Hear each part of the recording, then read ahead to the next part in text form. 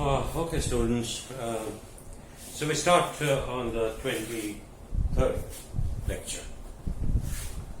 An important aspect is we have been talking about phase diagrams, we have been talking about naming igneous rocks. That's fine enough. These are some information. But why are we studying this?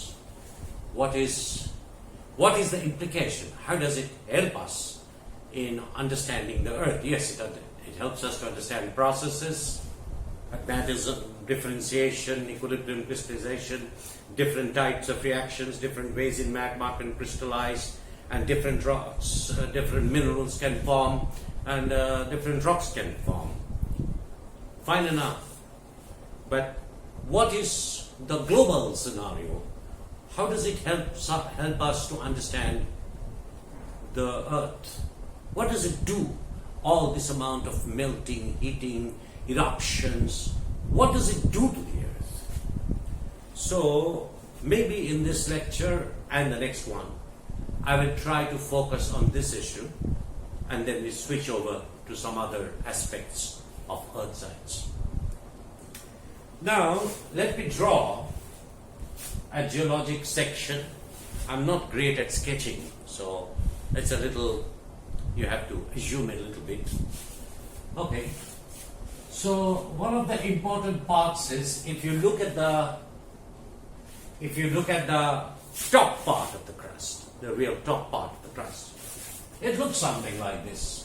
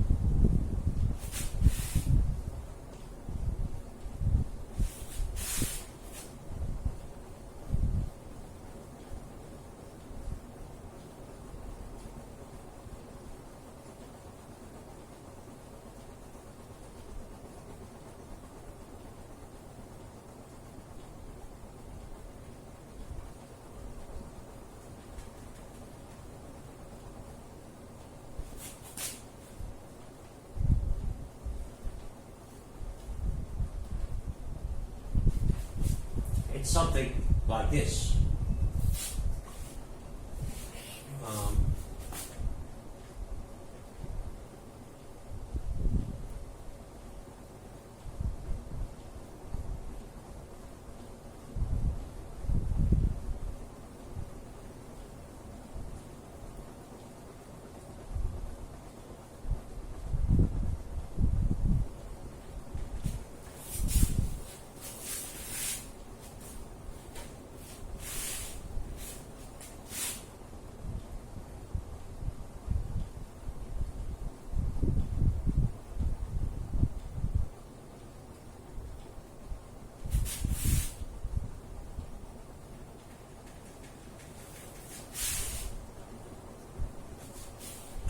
This is the mean sea level, MSL. These are parts of what we call it, the topmost part. These are parts of what we call the continental crust.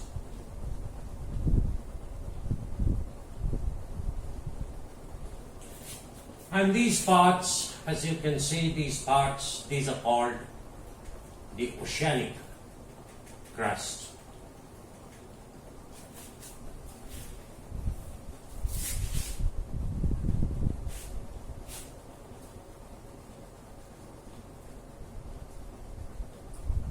This is the oceanic crust.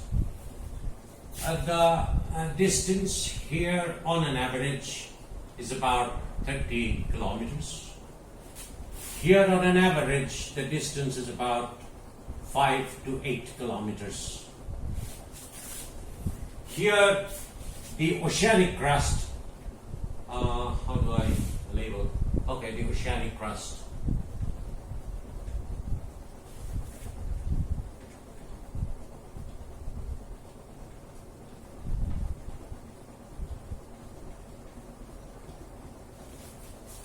The oceanic crust, and this is the continental crust.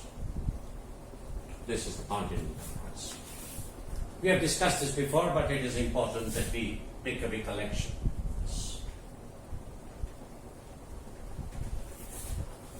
There are two parts to this. This is where the two plates diverge, and these are called mid-oceanic ridges, or called MORs, mid-oceanic ridges, where the oceanic crust is being pulled apart. And here you can see the oceanic crust is being subducted. These are the subduction zones. These are the trench. And so, for example, in this part, there is amount of melting, and the smells migrate up and they form volcanoes. Similarly, in other parts here, for example, there can be volcanoes. I'm not good at drawing, so please don't mind. Here also there is some amount of melting, and these melts. So this is the overall structure. So what we can see, that the mantle material go up here, and here, once the mantle goes up for the mid-oceanic ridges, so I will tell you a little bit about the details, and they pull apart the ocean basin, and so more of the mantle goes in,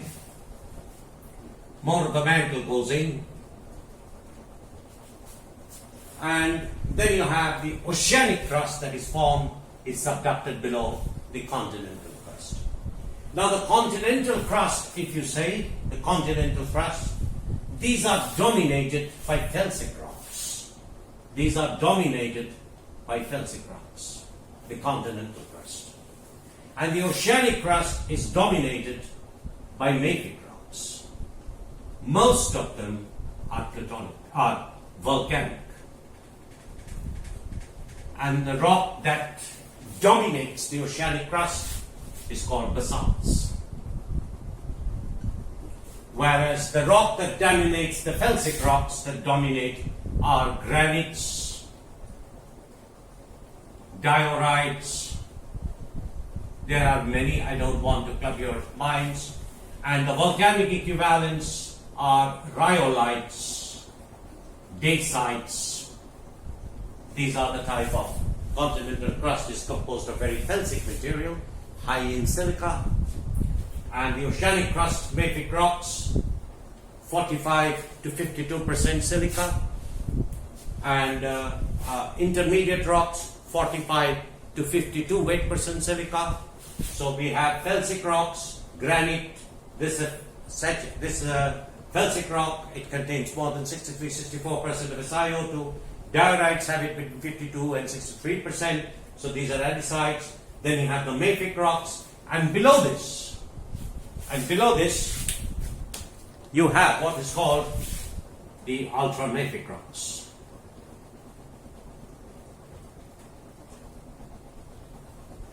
These are the ultramafic rocks. Ultramafic rocks. This boundary then that separates the ultramafic rocks of the mantle is called the monovisic discontinuity. So this is essentially the monovisic discontinuity.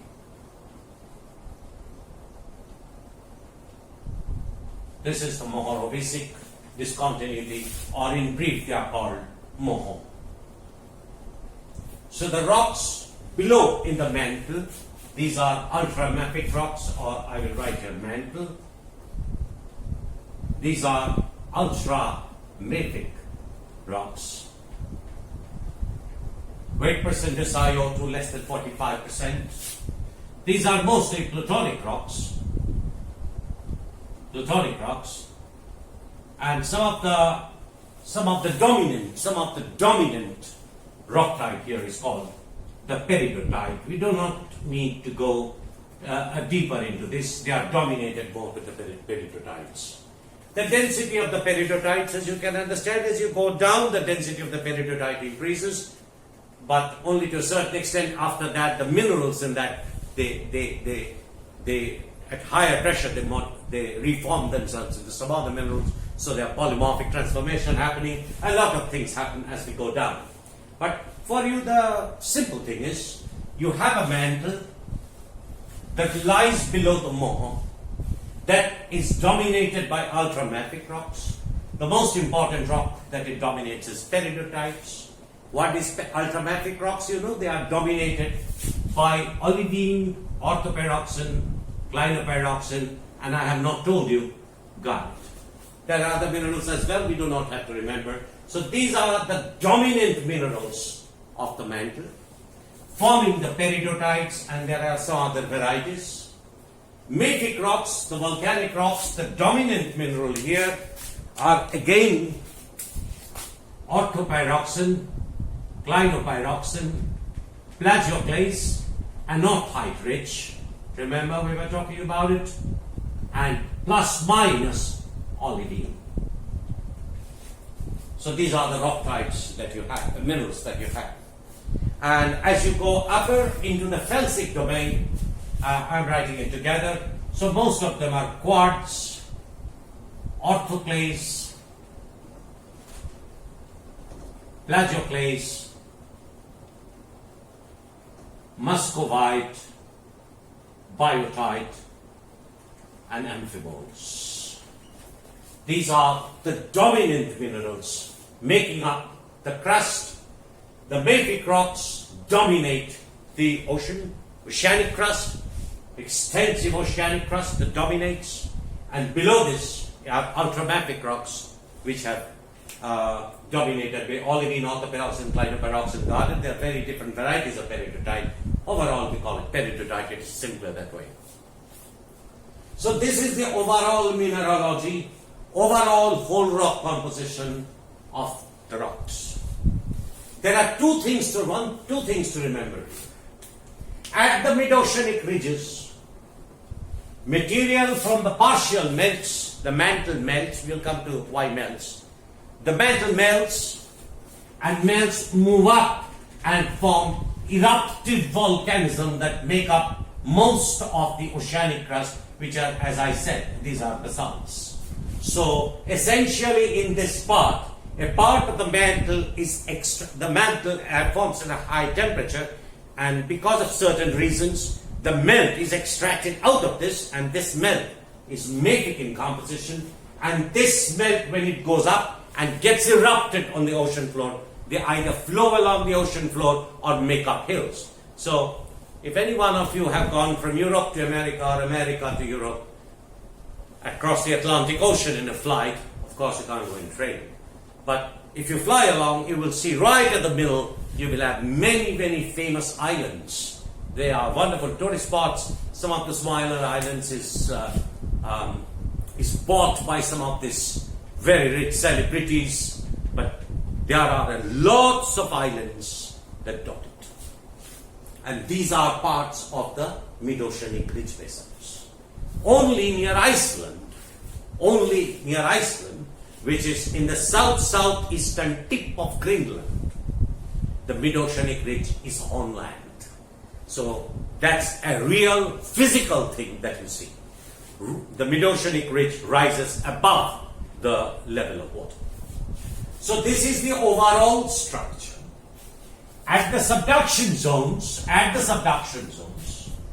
the mafic crust, the mafic oceanic crust that you produce here, by mantle melting, this crust is subducted below once more, because as I told you, the silica crust, the continental crust, this continental crust has a smaller density. 2.5 to 2.65 grams per centimeter cube is the density of the continental crust, whereas the oceanic crust has a density of roughly about 2.9 grams per centimeter cube, and the upper mantle rocks, the peridotites, etc., has 3.5 to 3.7, 3.3 to 3.6. This range is the density of the peridotites. So this is gravitationally stratified.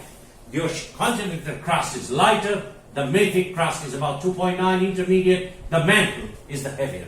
So this is a density stratified part of the crust. Inversion of density is almost not allowed.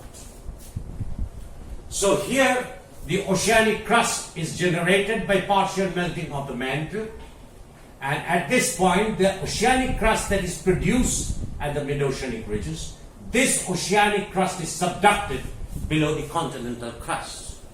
And what happens as this is pushed down, at certain point this oceanic crust undergoes melting. Because of the higher temperature and pressure, they undergo melting.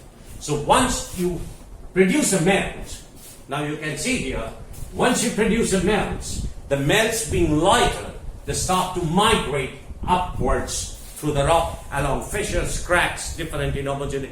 This is a very complex issue, but they normally have to move up because of the buoyant rise. When these materials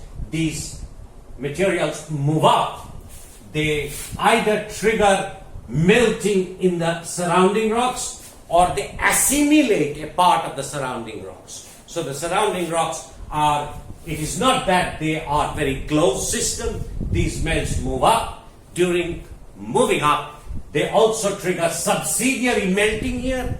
So you have magma mixing. You have these melts which move up, trigger melting in the country rocks. Then there is magma mixing, or these rocks move through the crust, continental crust, and then assimilate parts of the continental crust, and so they become a little bit assimilate the continental crust. So there, as you can imagine, in these parts of the subduction zones,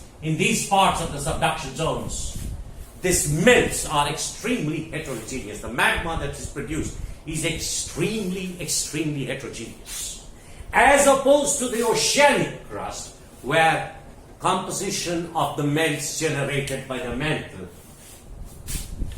do not differ as much. They have some spread, but it does not mean they have the huge compositional spread that you have in this part. In this part, for example, the melts that come up finally could vary from basalt to you can have mafic, intermediate, and felsic rock. So you have the whole spectrum of melt compositions, magma compositions that you see in the subduction zone. But what is important to note here, that you are producing oceanic crust, and mafic oceanic crust. Here, you're destroying the mosaic crust. So what is happening? You're destroying the oceanic crust, but you're building up a little bit of the felsic crust. So what is happening? It is a balance. Here, you're adding, at the mid-oceanic ridges, spreading centers, you're adding material, and these materials are being subducted below the continental plate, because these are lighter, this won't subduct. So this one subducts, and once it subducts, this oceanic plate that was produced in these parts, they undergo melting. So basically, it's a freeboard where material that you produce, part of it undergoes melting. Now, if the amount of material added is more than the amount of material destroyed, the crust will grow. If the same amount of material, if the amount of material going up and the amount of material going down, they're balanced, you have a free board. So there is no growth of the crust, because the amount of crust that you're producing is the same amount of crust that is being destroyed and taken back into, and melts are being generated from there. So the growth of the crust depends on how efficient these two types of processes happen. While I tell you this, I must also tell you that this type of melting in the subduction, where we have diverse kind of melts, basalts, mafic, intermediate to felsic rocks, all compositions, and here you have mostly Mostly, overwhelmingly, mostly mafic rocks you produce. The important point is, these melting are restricted to plate boundaries, either to a divergent boundary or to a convergent boundary. There is no melting along transform fault boundaries. There is almost no melting around transform fault boundaries. But you have melting where mantle material are taken up in the spreading ridges, which are essentially divergent margins. The material brought down are melted again, and you add to the continental crust, and that happens where you have convergent zones. All this melting are restricted to the plate boundaries. But that's not all. I will just erase this part. That's not all. Sometimes what happens, not sometimes, many times, it's not very uncommon, it's very uncommon. Sometimes, you have, this is the core, that is the outer core. This is called the Gutenberg discontinuity. This distance roughly is 2,900 kilometers. Roughly 2,900 kilometers. Now what happens, it has been found, it has been observed, it has been interpreted, that from this, sometimes there are melts that are produced, and these rise up, and these melts are produced, and these melts rise up through the mantle, and they form volcanic mountains like this. These are also mostly mafic in composition. Not only do they happen here, they also happen in continental areas. These are some of the materials. These are also basaltic in composition. But they form at the mantle core boundary, and they travel thousands of kilometers only to be erupted on the Earth's surface. There are very well known and well documented areas. We will talk about them a little later. Right now we will talk of something else. But there are also basalts and mantle-derived melts also occurring in the oceanic part, in the middle of the oceans, not related to plate boundaries, on the continents, not related to plate boundaries. For India, for example, the best example of this comes from the Deccan volcanics, which covers nearly 2/3 of the Indian peninsula, the whole of Maharashtra, tremendous area, almost 2/3 of the area of India is covered by what is called the Deccan volcanics. Bombay sits on the Deccan volcanics. Maharashtra sits on the Deccan volcanics. Now, these volcanics that are there in Bombay, they have come from great depths within the Earth's crust. We won't go into it, but I will ask you to do some reading, of course. But at the moment, what I am trying to emphasize is that most of the magmatism, although you see as plate boundary magmatism, but there are also great evidence of intraplate volcanism. These are formed due to these are called plume-driven volcanics. These are formed due to partial melting, and these volcanics meet at great speeds through the mantle and onto the continental crust or on the oceanic crust. But they are also have a basaltic in compositions. The plume-driven ones, if you have a nearer feature, it's something like this, and they have a structure like this. This is called a plume head. This is called the plume head of this volcanic sea that they form. So you have the material going down this way, and this material goes up.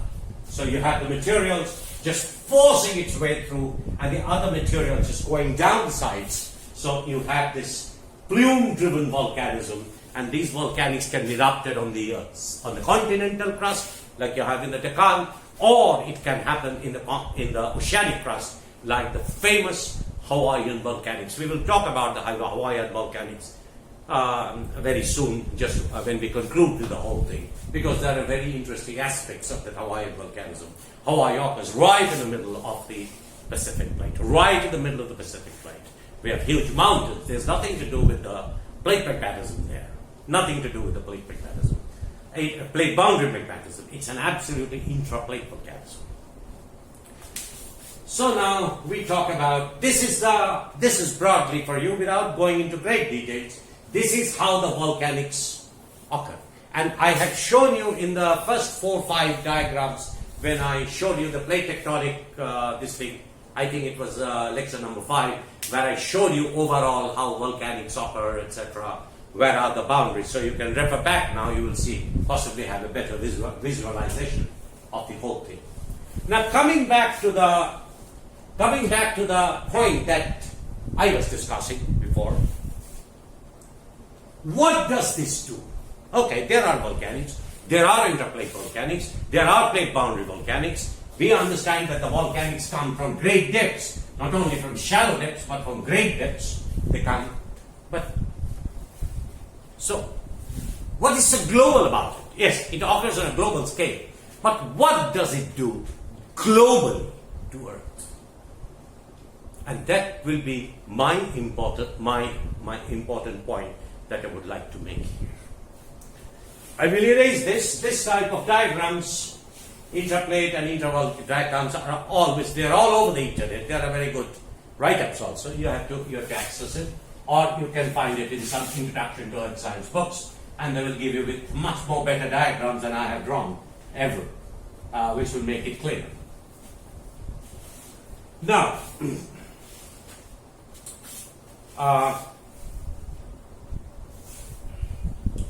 let's say we will talk of equilibrium crystallization once more, but we will not talk about phase diagrams. We will try to look into how the chemistry works, what happens to the chemistry. This is slightly different. We talk about crystallization, and then we will talk of solidification. So first is what is called element distribution.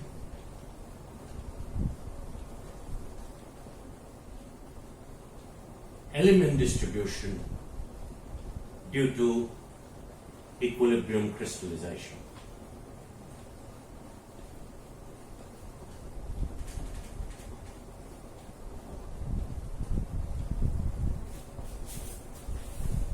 Now, I must tell you, I will take you back briefly for 3-4 minutes. You know, we did this. We took a square, we took a cube, and we said that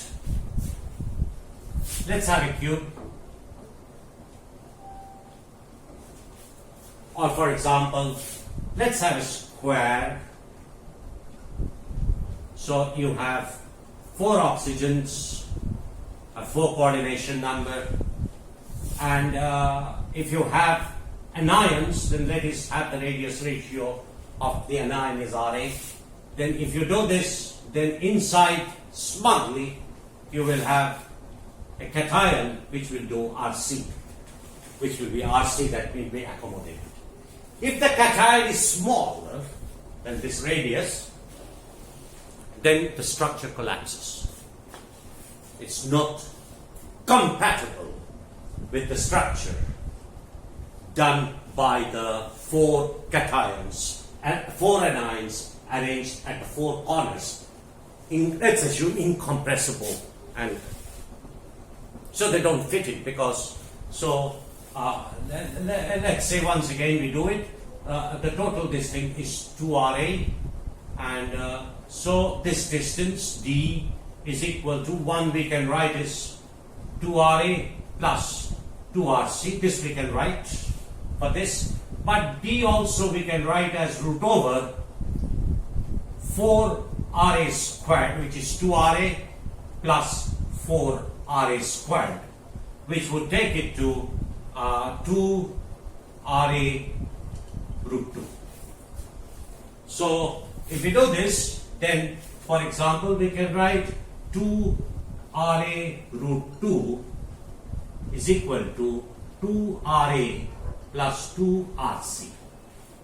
So we have 2 cancels off, and we have RA root 2 minus 1 is equal to RC. Therefore, RC by RA is equal to 0.414. That is the ratio.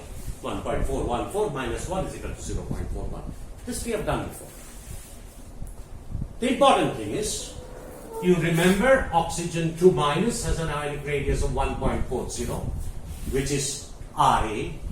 So then RC will be equal to 0.414 into 1.40 angstroms.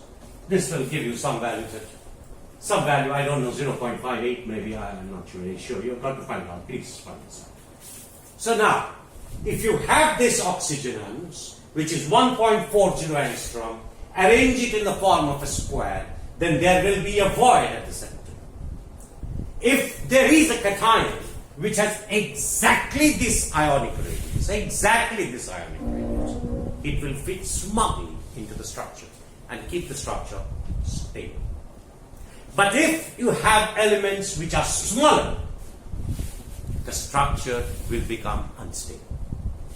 Also, if you have an element which has a much larger value, then the structure will not be able to accommodate the larger cation because there is not enough space.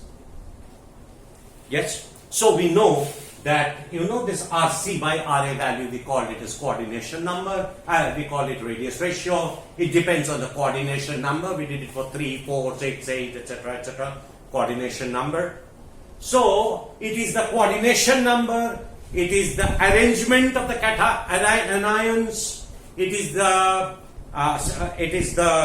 not only the numbers, it's also the packing that determines what will be the perfect size of the cation that will be accommodated into the crystal structure. And that element will be compact. All other elements, smaller and larger, will be incompatible. So if you take an element Ci in the solid, Ci, divided by concentration of the element in the liquid, if we coin this term as KISL, K is the partition coefficient, and if we take concentration of a particular element in the solid, divide by the concentration of that element in the liquid, we will have 3 possibilities. Either K will be greater than 1, or equal to 1, or less than 1. Have you understood? So we are defining the term partition coefficient. Partition coefficient now. I will erase this part. So partition coefficient now. What is important is, you can have a situation where the concentration of the element in the solid is more than the concentration of element in the liquid. That means the solid is compatible. That means the element is compatible with, for example, in case of melting, where you have a crystal and surrounding you have the melt, and you have an element I, and if the I can be accommodated into the crystal beautifully, then you can have Ki value greater than 1. That means that particular element favors the crystal but not the melt. Have you understood? So a particular element favors the crystal but not the melt. So that particular element, being compatible with the solid, will be incorporated into the solid and therefore depleted in the melt. Have you understood?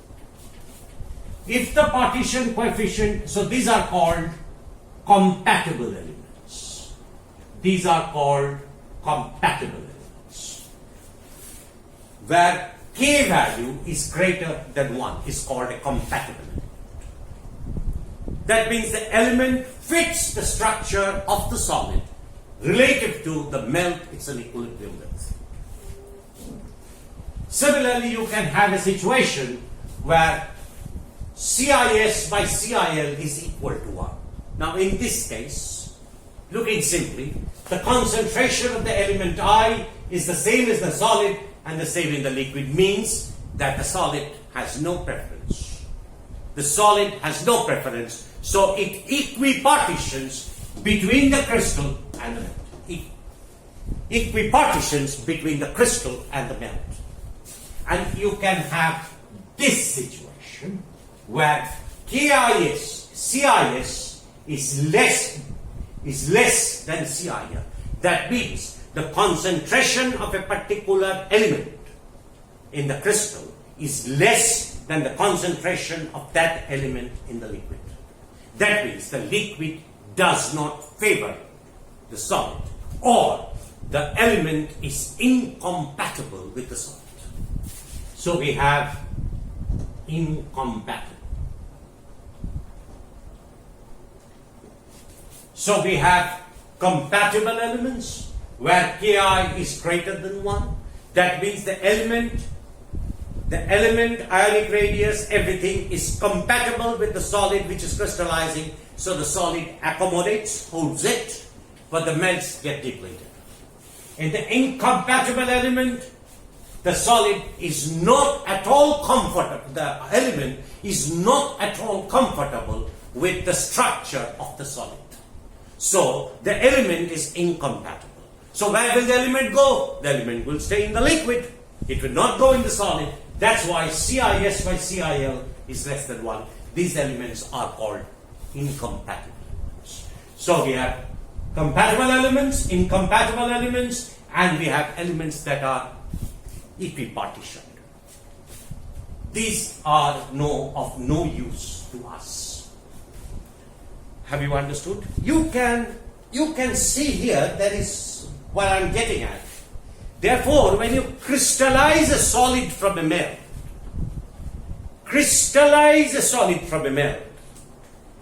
then those elements which are compatible with the solid will be held in the solid.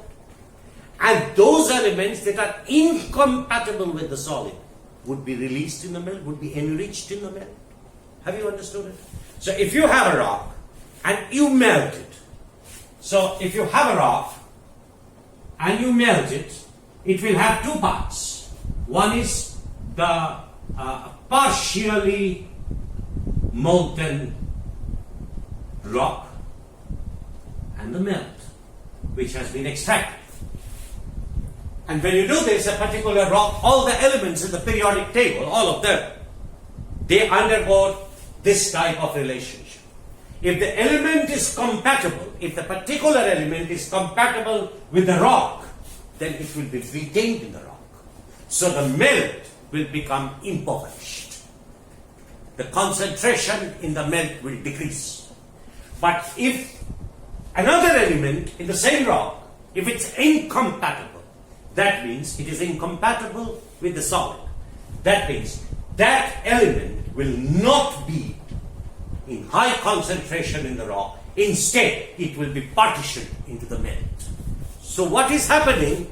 Because of the coordination number, because of the structure of the minerals, this dictates which elements it is comfortable with and those elements which are uncomfortable with.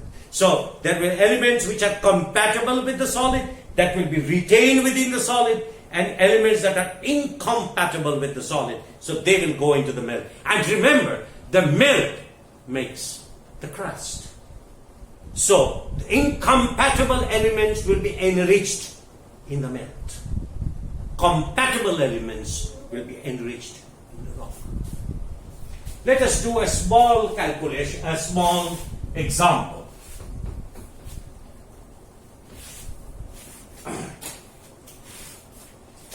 I will write once more, Ci, Ki as liquid is equal to CIS divided by CIL. Concentration, and this value can be greater than 1, less than 1, equal to 1. This is the situation. Now let us take the case, I think you know it, it's called the lanthanide series. It makes a very nice group of elements to understand. It has great implications. but it has a nice group of elements to understand the whole situation. All of these elements under normal conditions, under reducing conditions, all these elements, it starts from atomic number 58 to 71. 58 is lanthanum, 71 is lutetium. 58 is lanthanum, 71 is lutetium. You remember that this is where you have the lanthanide contraction. So what is happening? Lanthanum is large and lutetium is small. You have 14 elements where the size becomes smaller and smaller.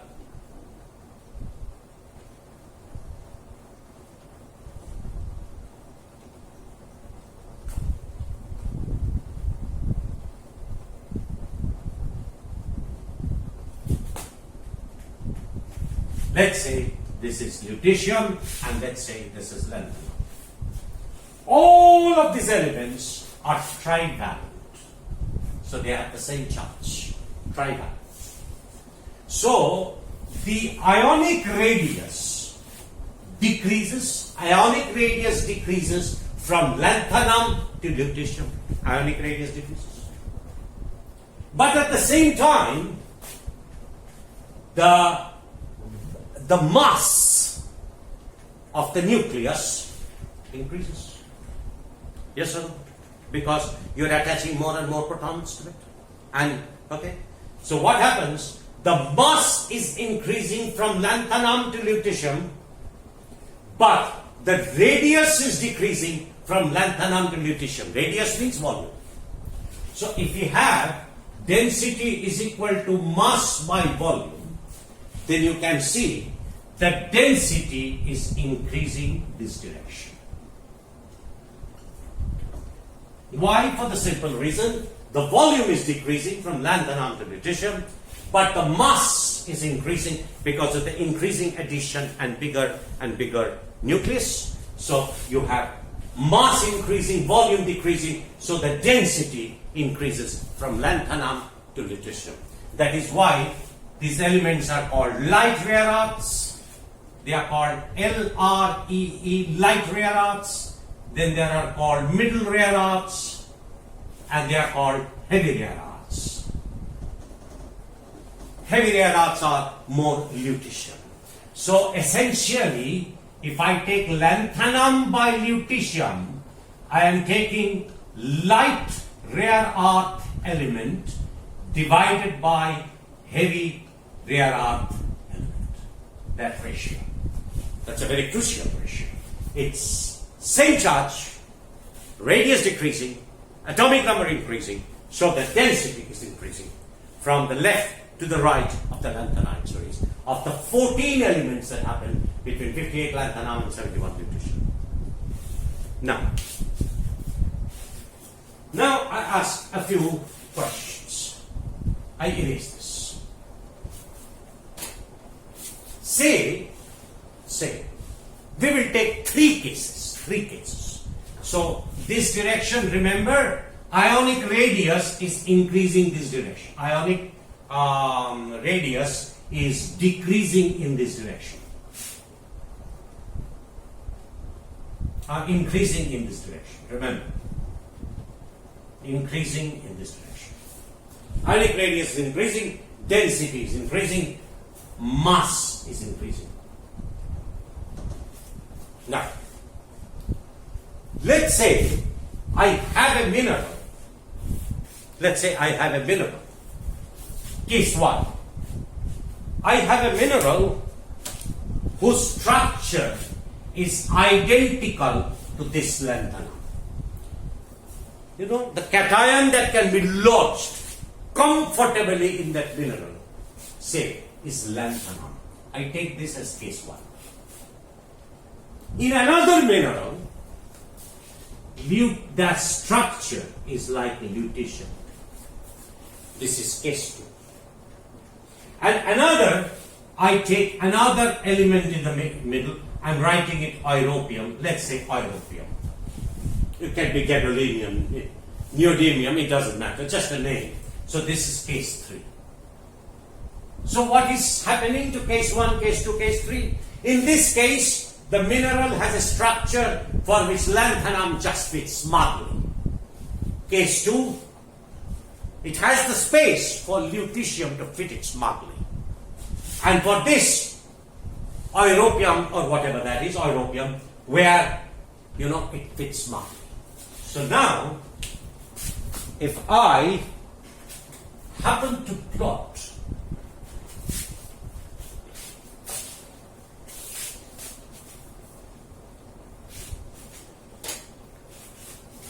a diagram where this is KISL increasing and this is ionic radius, this is lanthanum to lutetium. That means the ionic radius is increasing this direction. If I want to plot for case 1, how will my plot look? Because you see this smugly fits for case 1 will decrease this way. For case 1, yes or no? For case 1, the highest partition coefficient will be for this element. And it will be the lowest because this is the farthest from the structure it offers. So this should give you the lowest partition coefficient. So for case 2, for example, it would have a reverse relationship. Because in case 2, the mineral gives this option, this much space, for which lutetium fits perfectly. But the other elements progressively become bigger and bigger and bigger. So what will happen? They will be more incompatible. Isn't it? So the K value will become progressively less as you go in the direction from lutetium to lanthanum. So this will be case 2. If I take case 3, how will this look like? This looks like, this is how case 3. So these are progressively becomes compatible, but progressively incompatible. So there will be peak and then there will be fall. Have you understood?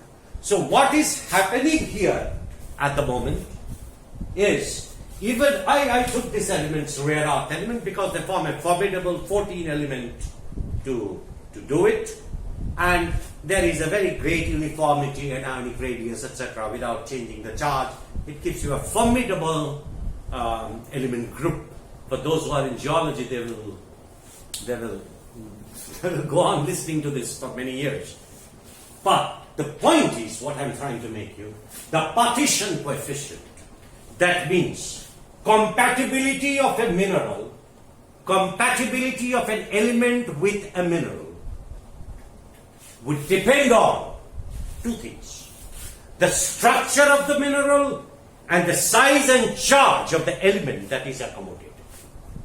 The size and the charge in which it is accommodated, as well as the structure of the mineral. This will decide what will be the compatible-incompatible relationship. Why is it important, this compatible-incompatible relationship? Because if the element is compatible, it will be in the rock. If the element is incompatible, it will go to the melt. Now you must understand. What is the rock? The melt. What is the melt? The crust. So, if we melt the mantle, those elements that are compatible with the mantle minerals, they will be held back. But those elements that are there in the mantle, but incompatible with the minerals, they will be partitioned into the melt. So the melt will go and make the crust. So this will cause the mantle crust differentiation. Remember, I talked to you about differentiation. This will cause a major global scale differentiation, chemical differentiation of the earth. Global scale element differentiation within the whole earth. Have you understood? Okay, we will continue the discussion later. In the next lecture, we'll continue this discussion. Thank you.